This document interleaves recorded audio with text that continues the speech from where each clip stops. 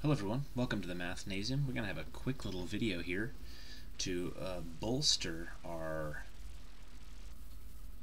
skills in the arts, nay, the dance of that is exponents and the 9 rules, or as we like to call it, the big 9.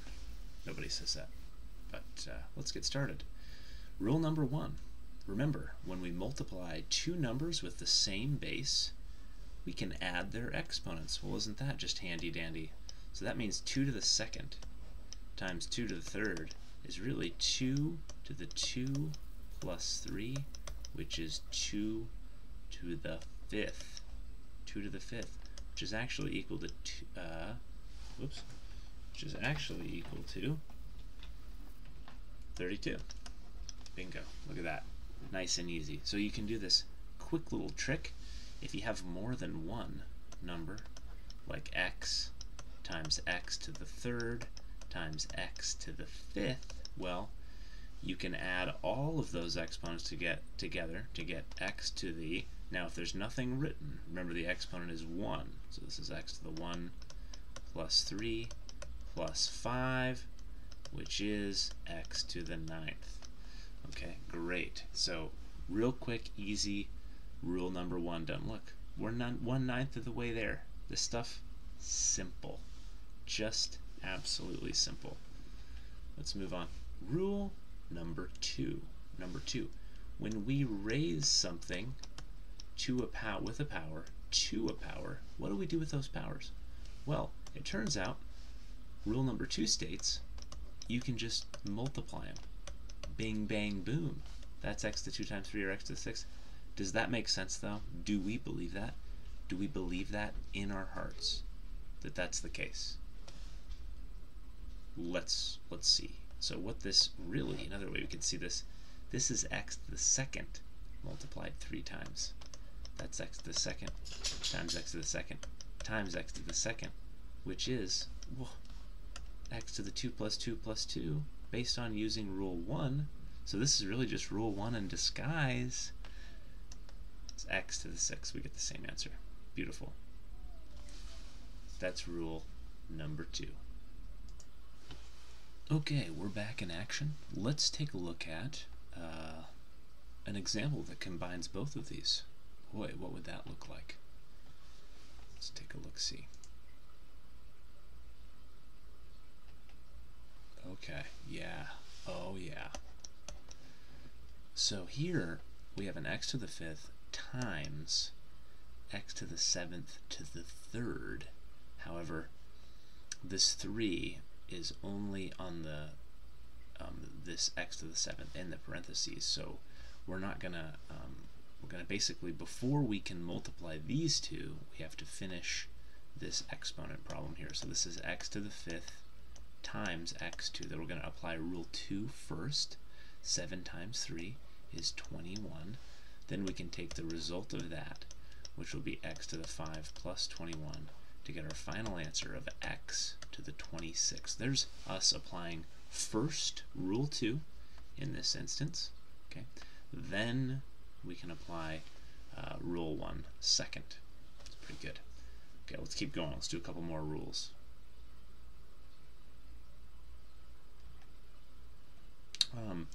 Rule number 3 states that if you have a product inside parentheses raised to a power, then each of the bases on the inside should be raised to that power. So really simple would be like 2x to the 3rd. You would raise that, this would be 2 to the 3rd times x to the 3rd, which is 8x to the 3rd. Now, what happens if you have multiple bases on the inside? So what if it was like 2x to the 3rd, y to the 5th to the 2nd? Well, in this case, since there are 1, 2, 3 things being multiplied on the inside, all 3 of those would be raised to the 2nd power. It's going to be 2 to the 2nd, x to the 3 times 2, y to the 5 times 2, to get 2 to the 2nd is 4, okay, and then you have x to the 6th, y to the 10th. And I actually have a problem with this example.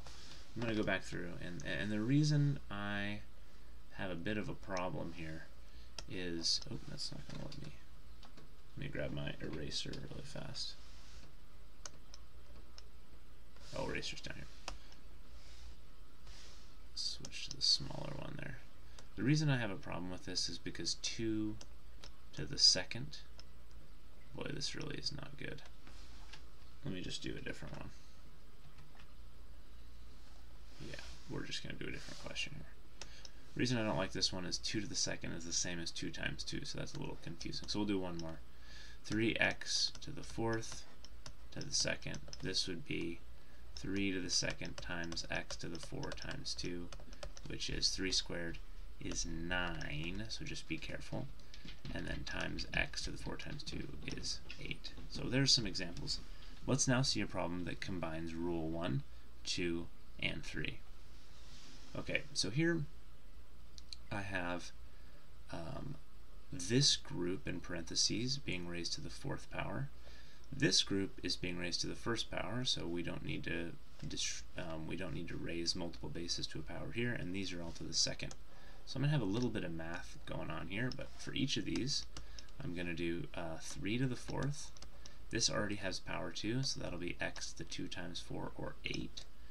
These don't have they just have the powers that they are originally start with, which are x to the 2nd, and then y, which is to the 1st. And then here I have 3 bases on the inside of the parentheses.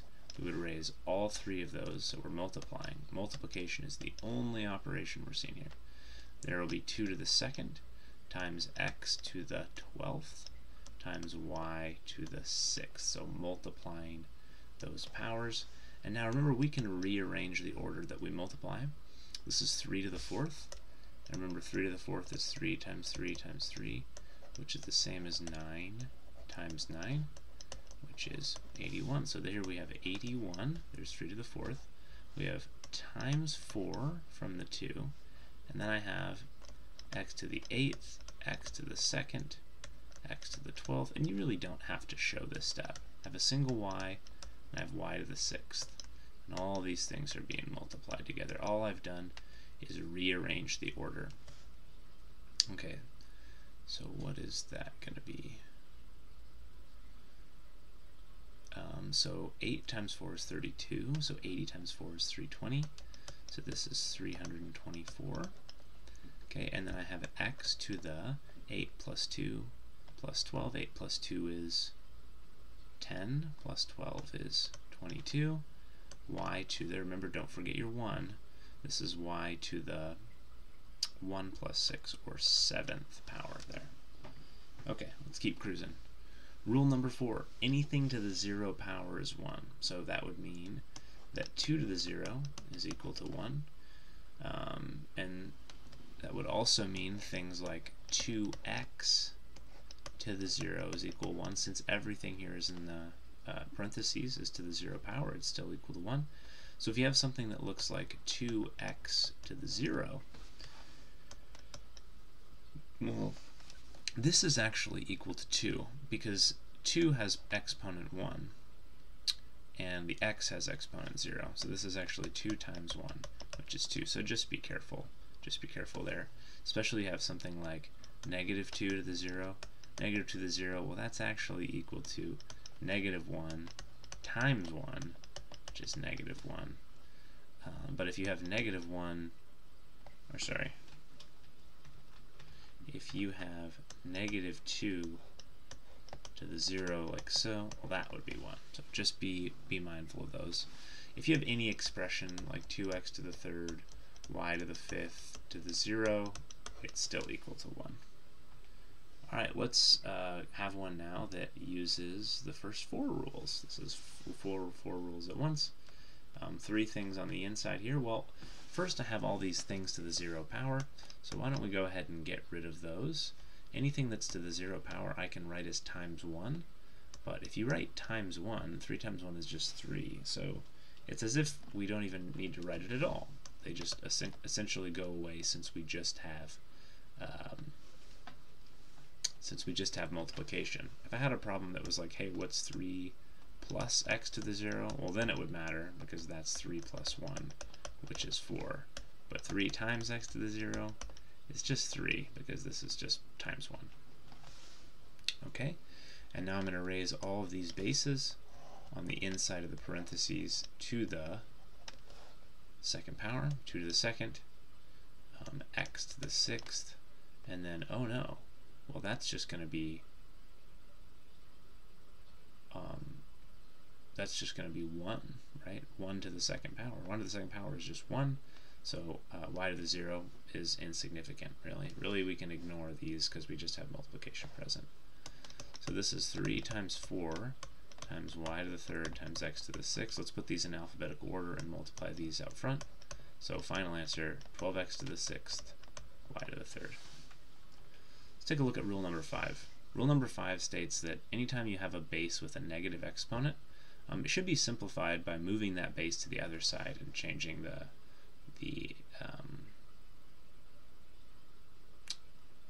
sign of that exponent. So here, let's see a quick example.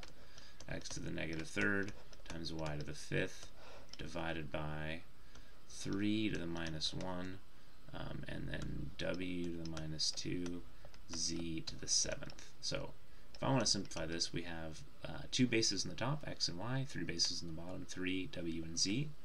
And so what we do is we go to each base and we move them to the side where they need to be. So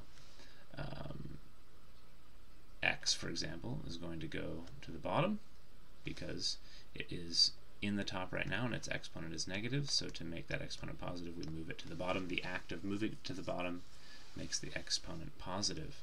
Y to the fifth will stay in the top. And also I can move my times 3 to the top, and my w to the second, which is negative in the bottom, is going to move up to the top. Z to the seventh will actually stay in the denominator here. So typically we write them with numbers first, then the w, and then we'll have y to the fifth. So in numbers first, then alphabetical order, x to the third, z to the seventh. There's our final answer there. Just be mindful. I think a common mistake students make is when they see something that looks like negative 3 times x to the second. People want to like move the negative 3 down, but it's not negative numbers don't get moved, right? It's numbers with negative exponents. So if the problem is negative 3 times x to the second over y to the negative third, well, the only thing here with a negative exponent is the y, so your final answer is actually 3 times x squared times y to the third over 1, or we just forget about the 1 in the bottom. We move that thing that was in the denominator up to the top, so it'll be negative 3 x squared y to the third. The other common mistake that I see students make is I see people do this. They'll have like 2 over x to the minus 5, and then what they do is they think that you're flipping the fraction, right? They think that this whole fraction is going to flip over, and it's actually not, right? This is just equal to 2 times x to the fifth.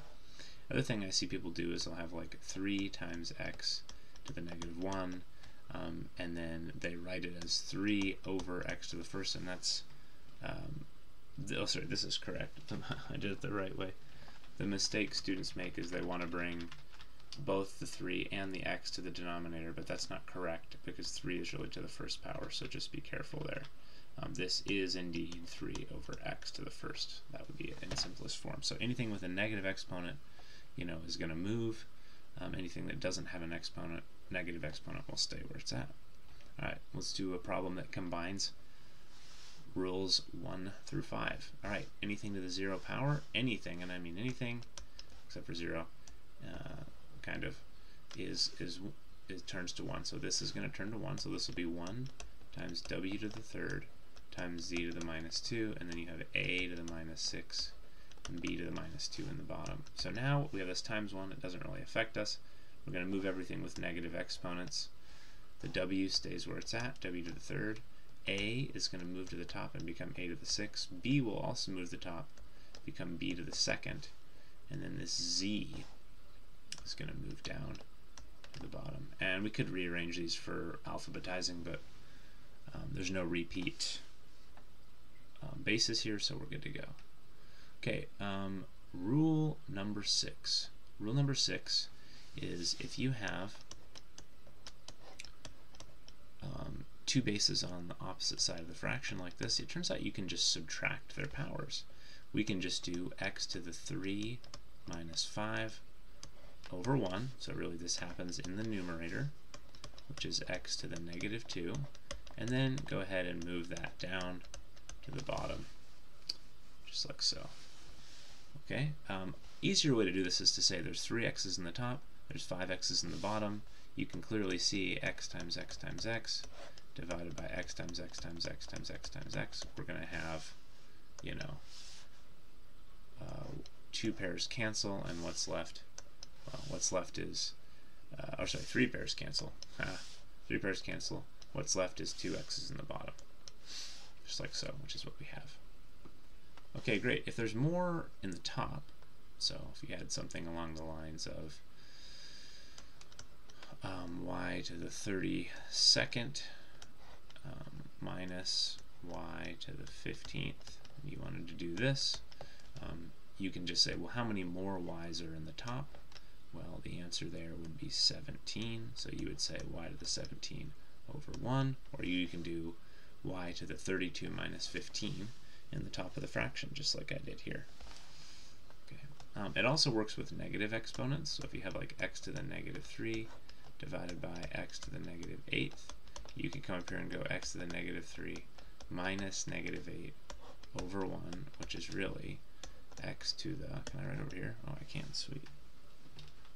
Which is really x to the negative 3 plus 8 over 1, which is x to the 5th over 1, which is just x to the 5th. So lots of options for us there, and how to approach these problems. Let's take a look at a beefier problem here. Example 5. Example 5 is going to use all 5 rules. So let's go back to the previous example. Example 4, we use rule 5 here. Oh, this one didn't use all 5 rules. I didn't even join anything together. That's lame.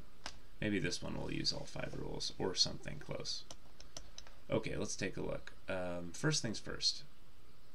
We can't do any simplifying in the bottom. I can't simplify here because this actually isn't x to the 2nd. It's trapped in the parentheses. So the first thing that we have to do is make sure each of the bases on the inside of this group, we're going to apply rule 3. So there would be x to the 10th times y to the 3 times 3, which is going to be negative 9, and then x to the 6th. In the bottom, you have x to the negative 7 and y to the negative 8. Now we could move everything around and make them positive right now, but I'm actually going to go ahead and apply rule number 1. I have 10 x's here and 6 x's here, so that's going to be x to the 16th, ignore that dot, x to the 16th times y to the negative 9th, and then let me see if I can get the eraser to work better this time. There we go. Okay, y to the negative 9th, and then we have x to the negative 7th, y to the negative 8th here. And so now, this is an opportunity for us to apply, we can switch these things around if we want, but I think it's easier to just apply rule number 6. Do the top power minus the bottom power, and you do that in the top. So it'll be x to the 16 minus negative 7, and it'll be y to the negative 9 minus negative 8 over 1,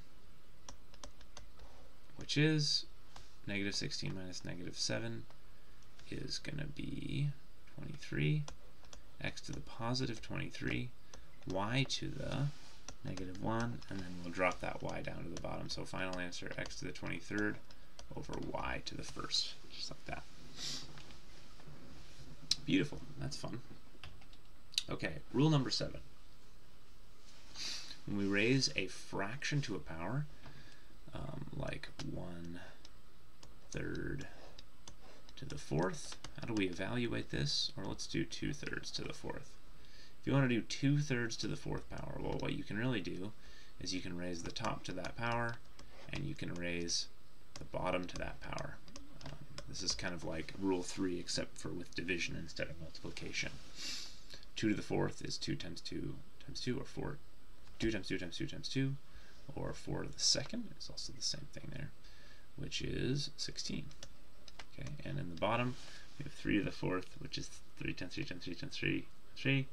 I think that was the right number, which is 81. So there's our final answer. Okay, let's see a big old beefy old rule here. Oh, yuck. Okay, so this one, before we get started, your temptation might be to use rule number 7 immediately here and raise the top and bottom to a power. Anytime you see a fraction like this, you want to try and simplify on the inside. So I see that 2/10 simplifies to 1/5. So I'm going to go ahead and do that right now. I'm going to say, well, this is actually 1/5. Then I have times. I have 3 x's in the top,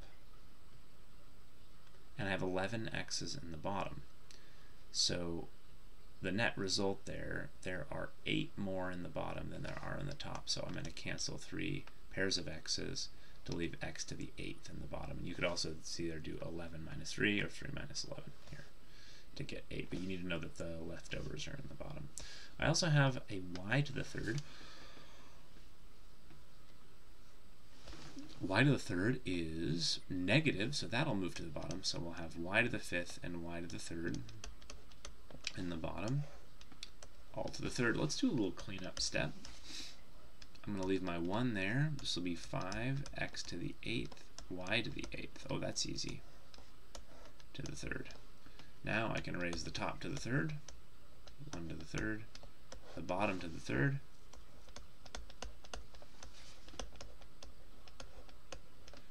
one to the 3rd is 1 times 1 times 1, which is 1, and in the bottom we're going to have 5 to the 3rd is 125, x to the 8 times 3, which is 24, and y to the 8 times 3, which is also 24. Alright, our last two rules. When you have the nth root of x, that asks the question, what number multiplied n times is x? So for example, the square root of 4.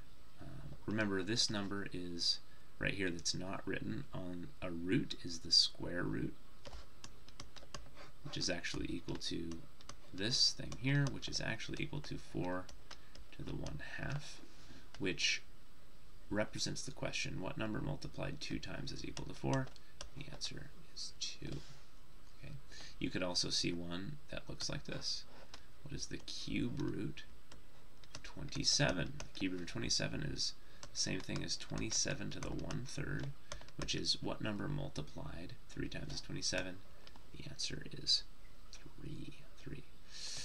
Or you could get crazy. What number multiplied 5 times is 32? That would be 2. Just like that. Okay, great. Moving on. What about rule number 9 when you have a fraction that doesn't have a 1 in the numerator? Well, let's do, I like this one a lot, 8 to the 2/3. The easiest way to evaluate something like this is to just use this option here.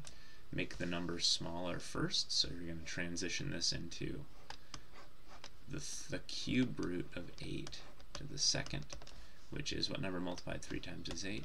That's 2 to the 2nd, which is 4, so you can do it that way. If you do this other way, it ends up being a little more challenging to get your answer, but that's the gist of it. And I'm not going to do a big combination with rules 8 and 9, but that's basically it. You plug it in and you go for it. You just need to practice these, make sure you're ready for your test, and thanks for watching the video. See you next time.